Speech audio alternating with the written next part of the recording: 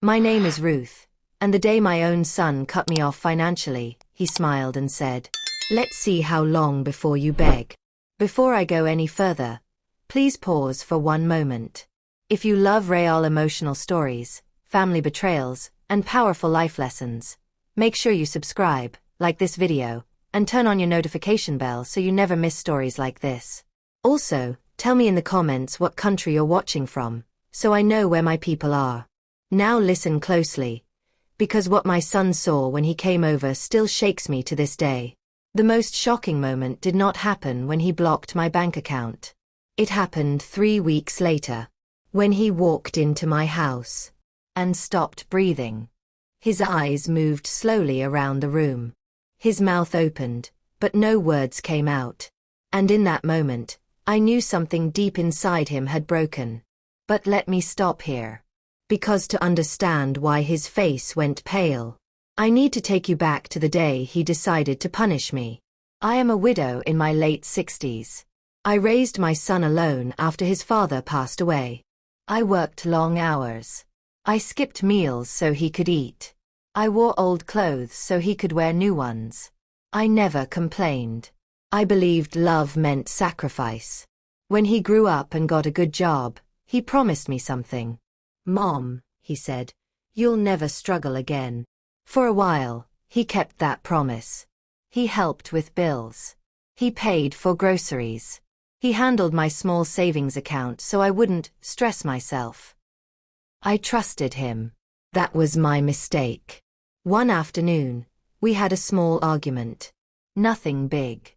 I asked him why he hadn't visited in weeks.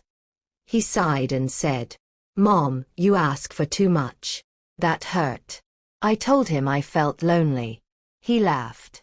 "You're fine," he said. "You're just dramatic." I felt something crack inside my chest. That night, I tried to withdraw money for food. My card declined. I tried again.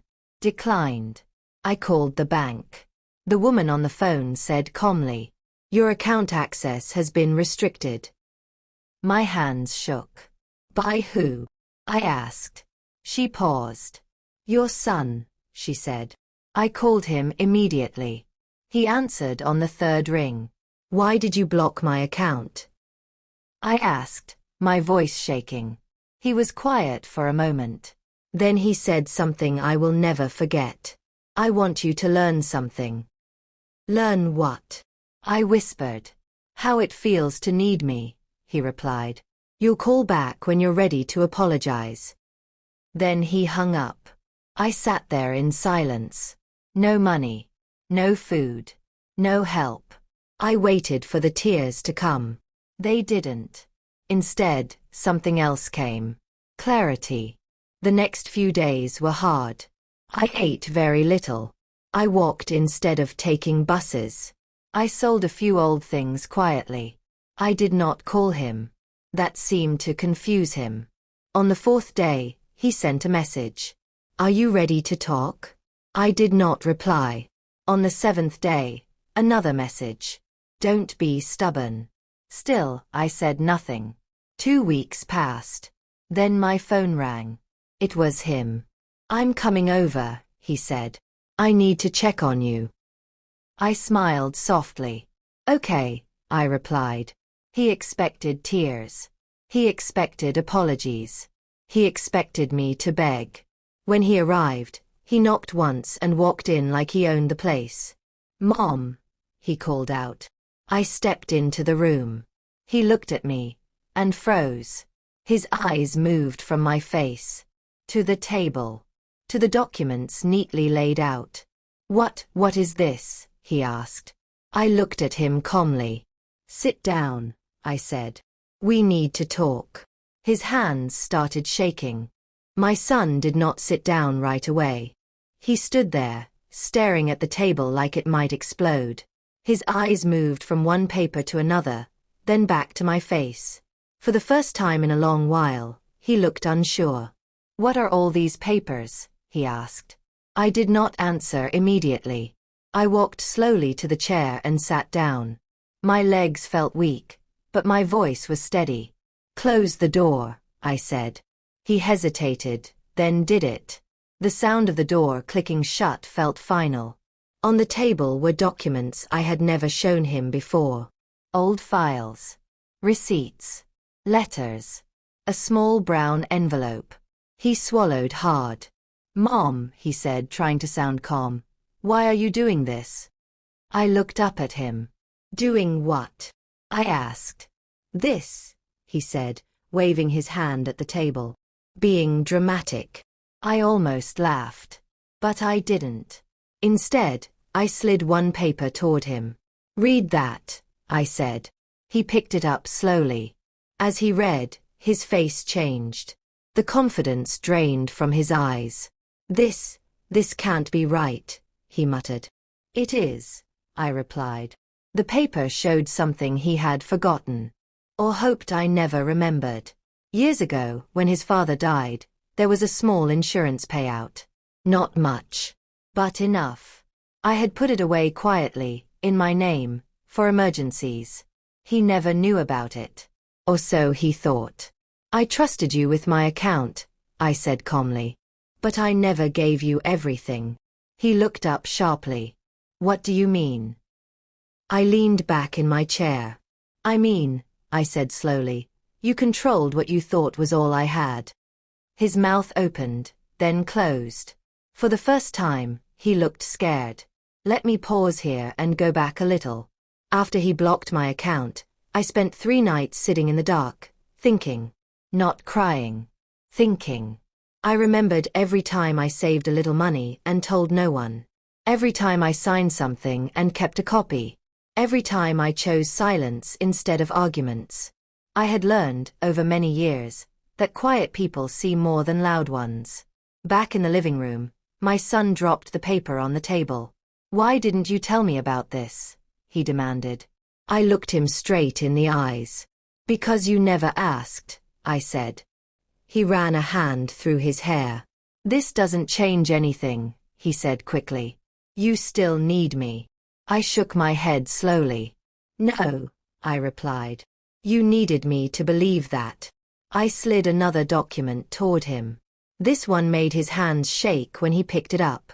"What is this?" he whispered. "A power of attorney," I said. "The one you made me sign years ago." His eyes widened. "I helped you," he said. "You didn't understand those things." "I understood enough," I replied. He flipped through the pages. There were notes in the margins. Dates. Corrections. A signature that was not his. "Who did this?" he asked. "A lawyer," I said. "A very patient one." His face turned red. "You went behind my back," he snapped. I stayed calm. "You went into my account without my permission," I said softly. "I just caught up." He stood up suddenly. "So what?" he shouted. "You think this scares me?" I did not flinch. "You blocked my money," I said. "You waited for me to beg." He froze. I continued. "But while you were waiting, I was working." I reached for the brown envelope. His eyes followed my hand. I opened it slowly and pulled out one last paper. This one made him step back. "No," he whispered. "You wouldn't." "I already did," I said. He stared at me like I was a stranger. "When?" he asked. 2 days ago, I replied. "You can't do this without telling me," he said. I tilted my head. "You didn't tell me when you cut me off," I said gently. His phone buzzed in his pocket. He ignored it. Then it buzzed again. And again. Finally, he pulled it out and looked at the screen. His face went pale. "Who's calling you?" I asked. He didn't answer. He just stared at the phone. Then he looked at me. "What did you do, Mom?" he whispered. I folded my hands in my lap. "I took my life back," I said. My son stared at his phone like it was about to explode. The color drained from his face. His lips parted, but no sound came out. The phone kept buzzing in his hand, again and again, like it refused to be ignored. "Answer it," I said quietly. He looked up at me, his eyes wide. Who is that? I asked. He swallowed hard. I don't know, he lied. I had raised him. I knew when he lied. Answer it, I repeated. Slowly, he lifted the phone to his ear. Hello, he said. At first, he spoke confidently. Yes, that's me. Then his shoulders stiffened. What? He asked. No, that can't be right. His voice dropped. I didn't know she did that. I watched every change in his face, every crack. He lowered the phone slowly. His hand was shaking. Who was it? I asked. He didn't answer right away. Then he whispered. The bank. I nodded. And? I said. They said. He stopped and swallowed. They said my access has been frozen. The room went quiet. So, I said gently, now you know how it feels. He slammed the phone down on the table. You planned this, he snapped. I looked at him calmly. No, I replied. I prepared for it. There's a difference. He laughed bitterly. You think you're clever now, he said. You think you've won? I leaned forward slightly. I think, I said, you underestimated me. He began pacing the room. You don't understand, he said. I was helping you. You needed structure. Structure. I repeated. Yes, he said. You would have wasted the money. You're old-fashioned. You don't understand how things work. I felt a sting in my chest. But I did not show it. I understood enough to survive before you, I said. And I understand enough to survive after you. He stopped pacing. That's not the point, he said. The point is, you embarrassed me. I raised an eyebrow. Embarrassed you? Yes, he snapped. Do you know how this looks? The bank calling me like I did something wrong. I almost laughed. Let me take you back again. After he blocked my account, I didn't just sit and wait. I walked to a small legal office 3 streets away. I had passed it many times and never gone in. That day I did. The lawyer was young, but she listened carefully. She did not rush me. She asked questions no one had ever asked before. Did you give permission for this? No. Did he explain what he was doing? No. Do you want control back? Yes. She nodded and said, then let's start. Back in the living room, my son stopped pacing. You can't shut me out, he said. I'm your son. I looked at him for a long moment. That's exactly why this hurts, I said. His jaw tightened. I did everything for you, he said. I handled your money. I paid your bills. With my money, I replied. He flinched. Another message came through on his phone. He looked at it. Then another. And another. His breathing grew shallow. What now? I asked. They're asking questions, he said quietly. Who? I asked. The bank. The lawyer. Someone from the pension office. I nodded. Yes, I said. They tend to do that when something doesn't add up. He sat down heavily. This is getting out of hand, he muttered. No, I said softly. This is finally in hand. He looked up at me sharply. You're enjoying this, he accused. I shook my head. No, I said. I'm surviving. He leaned forward suddenly. Fix this, he said. Call them. Tell them it was a mistake. I met his eyes. No, I replied. His face twisted with anger. You're my mother, he said. You owe me. I felt my chest tighten. I owed you care, I said. I owed you love. I never owed you my freedom. He stood up again. You're making a big mistake, he warned. You're going to end up alone. I smiled sadly. I was already alone, I said. I just didn't know it yet. There was a knock at the door. Both of us froze. He looked at me. Are you expecting someone? He asked. I shook my head. No, I said. But I have a feeling you are. The knock came again. Louder this time. He walked slowly to the door and opened it.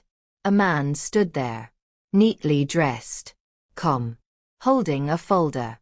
Good afternoon, the man said.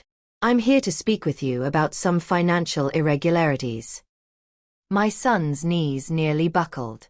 The man looked past him and nodded at me respectfully. Ma'am, he said, thank you for your patience. My son turned to me slowly. What did you do? He whispered. I folded my hands and said quietly. I stopped begging. The man at the door stepped inside calmly. He did not rush. He did not raise his voice. He did not look angry. That scared my son more than shouting ever could. Please, the man said politely. May we sit? My son looked at me. I nodded once. Yes, I said. Let's sit. We all sat down. The man placed his folder on the table and opened it slowly, like he had all the time in the world. My name is Mr. Collins, he said. I work with the bank's compliance department. My son swallowed hard. I didn't do anything wrong, he said quickly. Mr. Collins smiled gently. That's what we're here to confirm, he replied. He pulled out a document and slid it across the table. This account, he said, pointing, belongs to your mother. My son nodded fast. Yes, but I manage it for her, he said. She asked me to. Mr. Collins looked at me. Did you? He asked. I shook my head slowly. No, I said. I trusted him. That's not the same thing. The room went quiet. Mr. Collins nodded and made a note.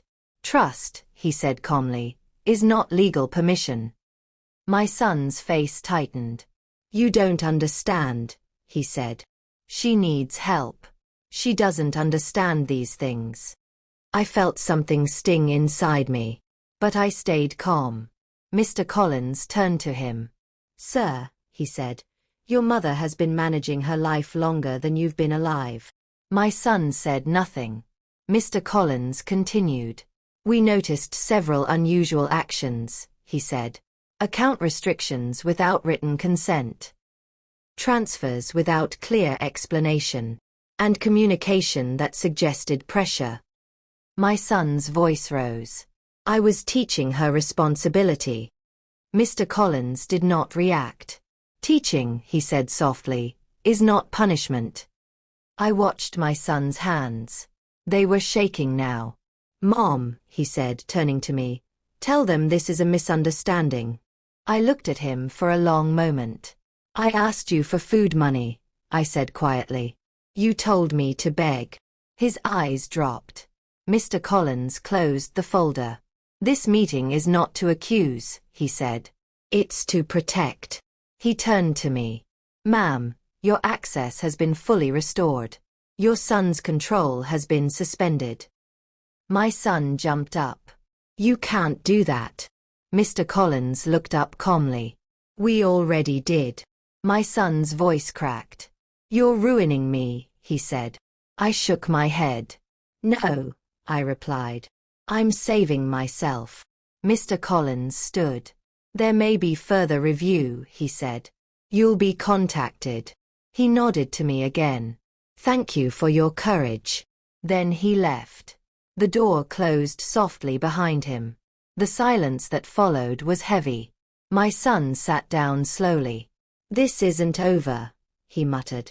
I looked at him. No, I said. It's just begun. He leaned forward. You think this makes you powerful? He asked bitterly. I smiled sadly. No, I said. It makes me free. He stood up and walked toward the door. Before leaving, he turned back. You'll regret this, he said. I met his eyes. I regret trusting you, I replied. But I don't regret choosing myself. He left without another word. That night, I sat alone in my house. For the first time in weeks, I ate a full meal. For the first time in years, I slept without fear. I thought it was over. I was wrong. The next morning, my phone rang. An unknown number. I answered. A woman's voice said calmly, "Ma'am, we need to speak with you about a property document." My heart skipped. "What document?" I asked.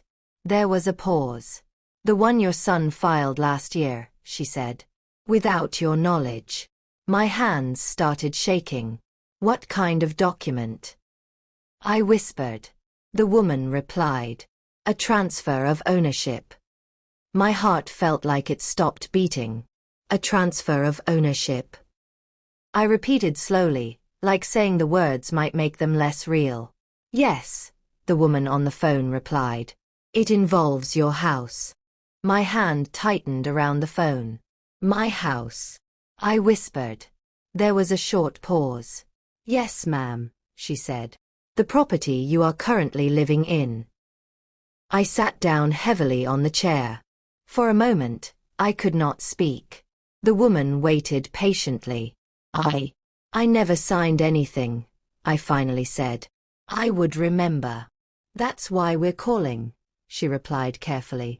"There are questions." Questions. That word scared me. After the call ended, I sat in silence for a long time. My mind went back over the years. The day my husband and I bought the house. The nights I stayed awake paying bills. The memories in every wall. This house was my life. And now, someone was saying it might not be mine anymore. I called my son. Straight to voicemail. I called again. Blocked. My chest tightened. So this was it. Not just money. Not just control. He wanted everything. I did not cry. Instead, I stood up, put on my shoes, and grabbed my bag. If there was one thing life had taught me, it was this. When something feels wrong, you do not wait. You move. The woman from the phone call worked at a small legal office across town. When I arrived, she greeted me kindly and offered me water. She spread papers across the desk. "This document was filed last year," she said. "It lists your son as the new owner." I stared at the page. My name was there. My signature was there. But it was not my handwriting. "That's not mine," I said firmly. She nodded. "We believe you." She explained it slowly so I could understand. Someone had used my trust against me. A document had been signed when I was sick and tired, when I thought I was signing something else. My son had stood beside me that day. He had said, "Just sign here, Mom. It's for insurance." I remembered now. I remembered how fast he spoke. How little I read. How much I trusted him. "I feel so stupid," I whispered. The woman shook her head. "No," she said gently. "You were loving." That made my eyes burn. She told me the truth next. "If this transfer is proven fraudulent," she said, "it can be reversed." Hope flickered inside me. "But," she continued, "your son will be questioned." I closed my eyes. I knew that. When I got home, my son's car was in the driveway. My stomach dropped. He was sitting on the couch when I walked in. Arms crossed. Jaw tight. "So," he said coldly, "you're really doing this?" I set my bag down slowly. "You tried to take my house," I said. He laughed. "I was protecting it," he replied. "From you." "From me," I repeated. "Yes," he snapped. "You would have lost it eventually." I was securing the future. "My future?" I asked. He looked away. "Our future," he corrected. "You forged my signature," I said. He shrugged. "You signed it." "No," I said quietly. "You tricked me." His face hardened. "You should be grateful," he said. "Most parents would be." Something inside me snapped. "I did not raise you to steal," I said firmly. He stood up. "And I did not raise you to fight me," he shot back. We stood there, staring at each other. Mother and son. Strangers. Then he said something that chilled me. "You can't prove anything," he said calmly. And even if you try, you'll lose. I looked at him. No, I replied. I already won. He frowned. What do you mean? I met his eyes. I remembered, I said. And that's enough. His phone buzzed. He checked it. His face changed. Just slightly. Who is it? I asked. He did not answer. He grabbed his jacket. This isn't over, he said. I nodded. I know, I replied. He walked out and slammed the door. That night, I lay in bed staring at the ceiling. I felt tired, but also clear. Tomorrow, things would change. One way or another. The phone rang just after sunrise. I had barely slept. My eyes felt heavy, but my heart was already awake, beating fast like it knew bad news was coming. I answered slowly. Ma'am, the voice said, calm but serious. This is the legal office again. We need you to come in today. My fingers tightened around the phone. Is it about the house? I asked. Yes, she replied. And about your son. I sat at the edge of the bed for a long time after the call ended. I felt old in that moment. Not weak, just tired. Tired of fighting someone I had once carried inside my body. But I stood up anyway. Because giving up was no longer an option. At the office, the mood was different. The smiles were gone. The woman who had spoken kindly to me before now looked careful, measured. She placed a new file on the desk. This came in late last night, she said. I opened it. Inside were copies of documents. Not just one. Several. Transfers. Loan applications. Property-related papers. All connected to my name. But signed by him. My chest tightened. How many? I whispered. She hesitated. More than one, she said gently. My hands began to shake. So he didn't just try to take my house, I said. She shook her head slowly. No, she replied. He used your house. For what? I asked. She took a breath. As collateral. The word hit me like a slap. Collateral. He had used my home, the place I slept, prayed and cried in, to secure loans. Loans I knew nothing about. Loans I never agreed to. I could lose everything, I whispered. She leaned forward. Not if we act fast, she said. But you need to understand something. I looked up. This wasn't a mistake, she continued. This was planned. My mind raced backward through time. The moments he insisted on handling paperwork. The times he rushed me to sign. The way he spoke for me in meetings. I had thought he was helping. He was preparing. Is he in trouble? I asked quietly. She paused. Yes, she said. If this goes forward, he will be investigated. I closed my eyes. I never wanted this. I wanted respect. Not revenge. When I returned home, the house felt different. Smaller. Like it was holding its breath. I walked from room to room, touching the walls, the furniture, the photos. This house had survived storms. It had survived grief. Now it was surviving betrayal. That evening, there was another knock at the door. I already knew who it was. My son stood there, eyes red, jaw tight. You went too far, he said before I could speak. I stepped aside. Come in, I said calmly. He paced the living room like a trapped animal. They're asking questions at work, he snapped. People are looking at me differently. I folded my hands. That's how I felt when I couldn't buy food, I said quietly. He stopped pacing. This is different, he said. No, I replied. It's the same. He turned to me suddenly. Why are you doing this? He demanded. Why now? I looked at him carefully. Because you thought I was weak, I said. And because you thought I would stay silent. He scoffed. You wouldn't survive without me. I stood up. I survived before you, I said. And I'm surviving now. His voice dropped. If you don't stop this, he said, you'll destroy me. I felt a deep ache in my chest. I didn't destroy you, I replied. I stopped protecting your lies. He stared at me, breathing hard. Then he said something that broke my heart. You were supposed to trust me. I nodded slowly. I did, I said. And you used that trust like a weapon. His phone rang.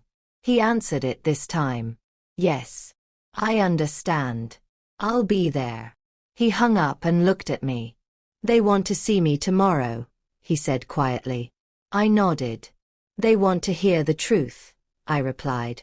He walked toward the door. Before leaving, he stopped. You think this makes you strong, he said. But you'll end up alone. I looked at him gently. I was alone when you blocked my account, I said. I was alone when you tried to take my house. I paused. This time, I added, I'm choosing myself. He left without another word. I locked the door and leaned against it. My legs trembled. I was scared, but I was also proud. The day my son went to meet the investigators, the house felt colder than usual. Not because of the weather. Because of the waiting. I sat at the kitchen table with a cup of tea that had gone cold. I had been holding it for nearly an hour, staring at the same spot on the wall. Every sound made my heart jump, the ticking clock, a car passing outside, the hum of the refrigerator. I kept telling myself one thing. I am not doing this to hurt him. But another voice inside me answered back. You didn't do this. He did. Around noon, my phone rang. An unfamiliar number. My hands shook as I answered. Ma'am, a man said calmly. This is Detective Harris. I'm calling regarding the investigation involving your son. My chest tightened. Yes, I replied. I'm here. There was a pause. Then he said, we've uncovered something you need to know. I closed my eyes. What is it? I asked. This isn't the first time your son has done something like this, the detective said carefully. The words sank in slowly. Not the first time. I whispered. No, he replied. Your name appears on documents connected to other accounts and properties. Some belong to people who are not family. I felt dizzy. People. I don't know. I asked. Yes, he said. Elderly individuals. Some living alone. Some widowed. My stomach turned. After the call ended, I sat there in silence. The image of my son, the boy I once held when he was sick, the child I defended against the world, began to crack. I remembered small things I had ignored.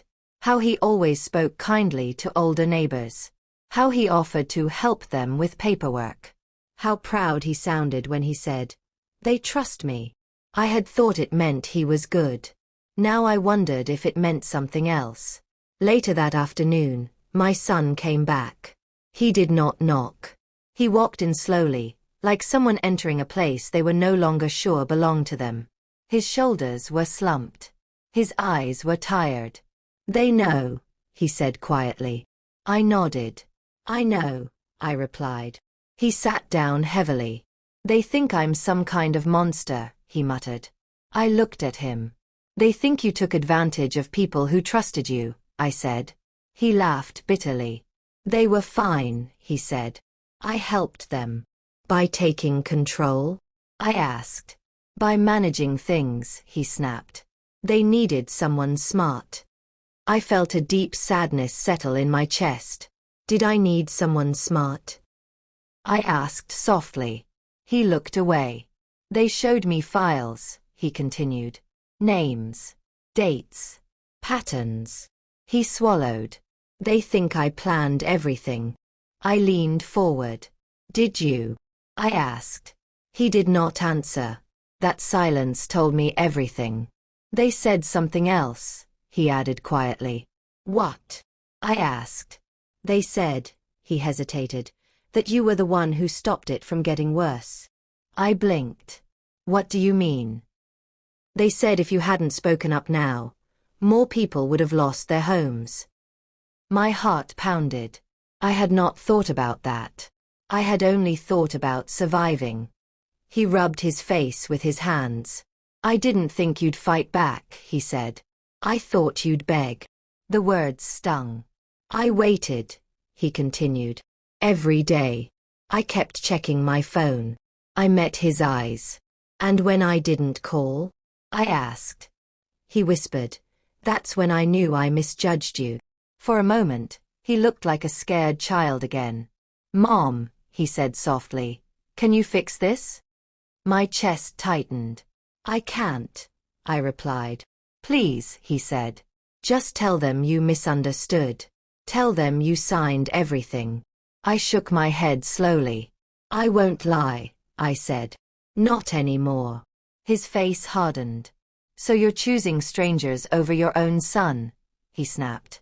I stood up. No, I said firmly. I'm choosing the truth. He stood up too, anger flashing in his eyes. You think this makes you strong, he shouted. You're destroying your own family. I did not raise my voice. You destroyed this, I said quietly. When you decided I was something to control. He grabbed his jacket. This isn't over, he said. I still have rights. I nodded. So do I replied. He paused at the door. They said there might be charges, he muttered. I felt my heart ache. But I did not stop him. He walked out. That night, I could not sleep. I kept replaying everything. The love. The trust. The betrayal. I wondered where I had gone wrong. Then my phone buzzed. A message. From an unknown number. It said, "We need to talk about your son. There's more you don't know." My hands began to shake. I stared at the message on my phone for a long time. "We need to talk about your son. There's more you don't know." My first thought was fear. My second was anger. My third was a deep, tired sadness that settled into my bones. I typed back slowly. "Who is this?" The reply came almost immediately. "A friend of someone he hurt." My hands trembled. "What do you want?" I typed. There was a pause this time. Then the phone buzzed again. "To make sure he can't do this anymore." The next morning, I met the woman at a small cafe across town. She was already there when I arrived. Mid-50s. Neatly dressed. Tired eyes. She stood when she saw me. "Thank you for coming," she said softly. I nodded and sat down. She wrapped her hands around her cup like she needed the warmth. "My sister trusted your son," she began. My heart sank. "She was lonely," the woman continued. "Widowed. No children. When your son offered to help her with her finances, she thought it was a blessing." I closed my eyes briefly. I already knew where this was going. "He told her the same things," she said. "That she didn't understand paperwork. That she needed someone younger. That he was protecting her." My chest tightened. "She signed things she didn't understand," the woman said. "Just like you." I felt tears sting my eyes. "What happened to her?" I asked quietly. The woman swallowed. "She lost her house," she said. "And when she realized it, she had nowhere to go." I covered my mouth. "She died 3 months later," the woman added. "Alone." The cafe noise faded around me. I could barely breathe. "I didn't know," I whispered. "I believe you," the woman said gently. "That's why I reached out." She leaned forward. "He's done this to at least 4 people," she said. "All older. All trusting. All quiet." My stomach turned. "And you?" I asked. She shook her head. "He tried," she said. "But my sister warned me before she passed." I left the cafe feeling like the ground had disappeared beneath my feet. This wasn't just about me. This wasn't just about money. This was about a pattern. A habit. A choice. When I got home, my son was waiting on the porch. He looked exhausted. angry, desperate. "Why are people calling me?" he snapped as soon as he saw me. I set my bag down slowly. "Because the truth doesn't stay quiet forever," I said. He scoffed. "You're spreading lies now?" I shook my head. "No," I replied. "Others are speaking." His face changed. "What others?" he asked.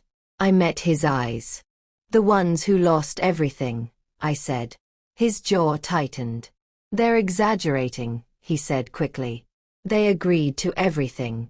They trusted you," I replied. He laughed bitterly. "Trust is their problem," he said. "Not mine." That sentence broke something inside me. I looked at him and finally saw him clearly. Not as my child. Not as my responsibility. But as a grown man who knew exactly what he was doing. "You used me as practice," I said quietly.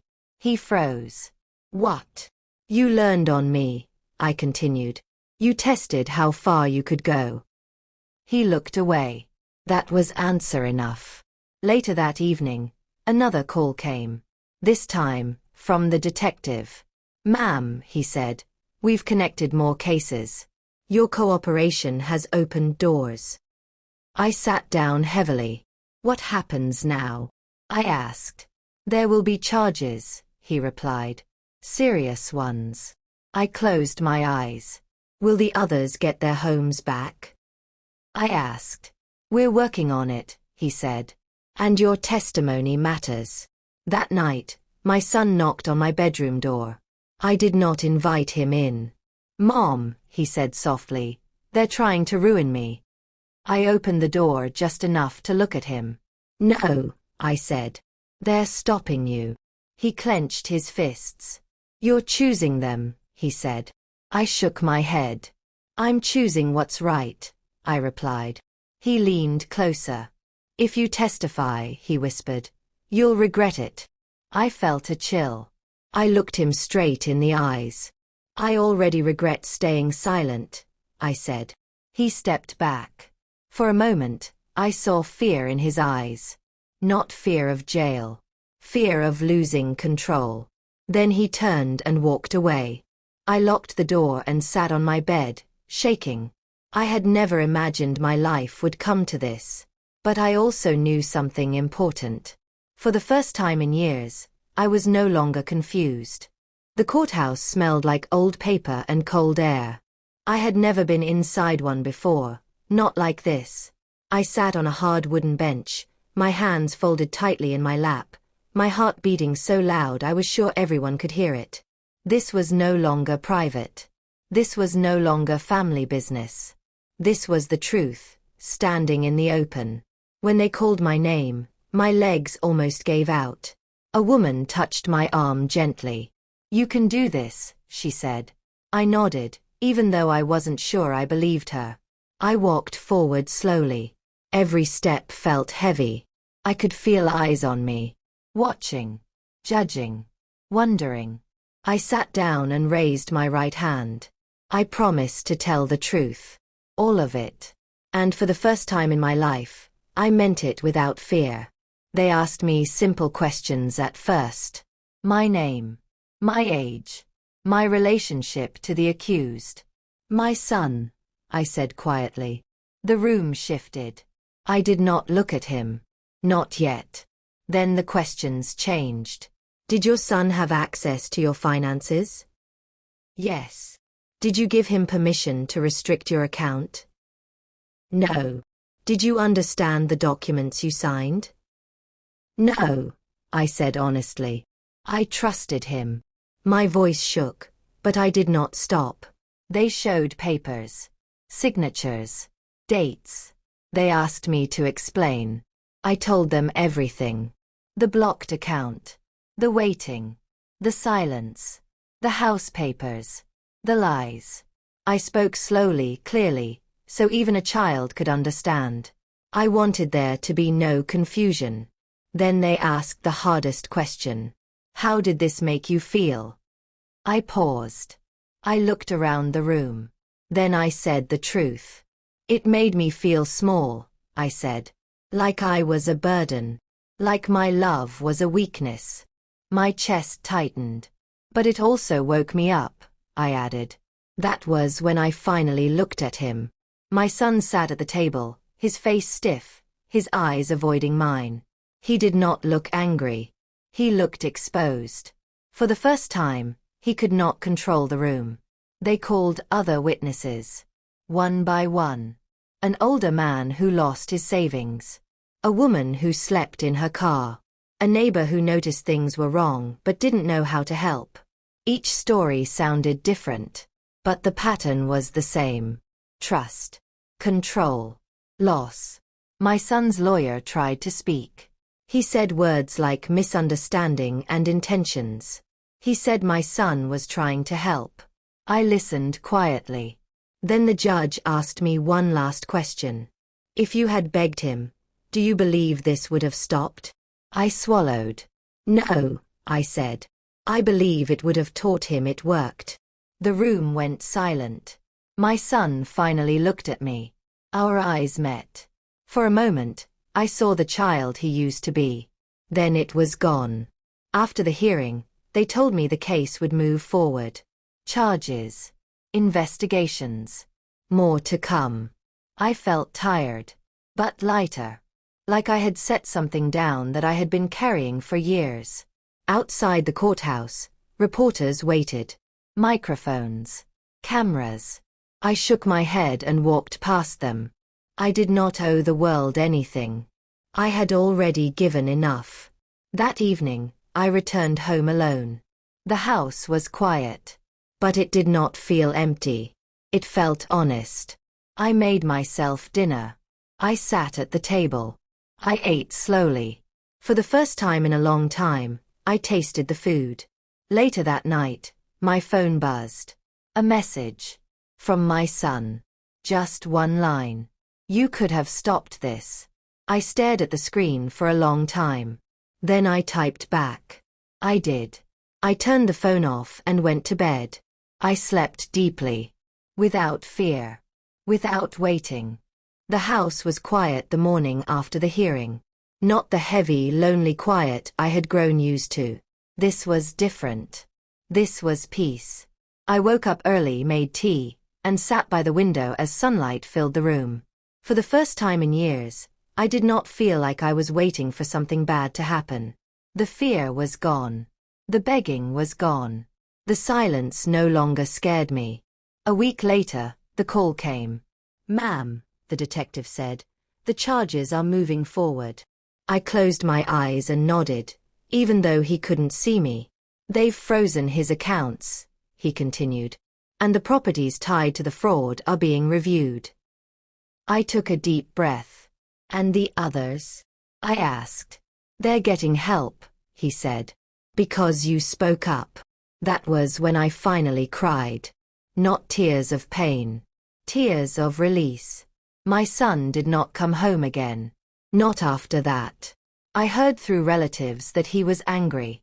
That he blamed me. That he told people I betrayed him. I let him talk. Because for the first time, his words no longer controlled me. One afternoon, I found an old photo album. Pictures of him as a child. Smiling. Innocent. Loved. I touched the page gently. I loved you, I whispered. I still do. But love did not mean silence anymore. Months passed. The house stayed mine. My name. My signature. My life. I learned how to manage my own accounts again. Slowly. Carefully. Proudly. I made friends. I laughed. I slept well. Then, one evening, there was a knock at the door. I already knew who it was. I opened it. My son stood there. Older somehow. Smaller. No anger this time. Just exhaustion.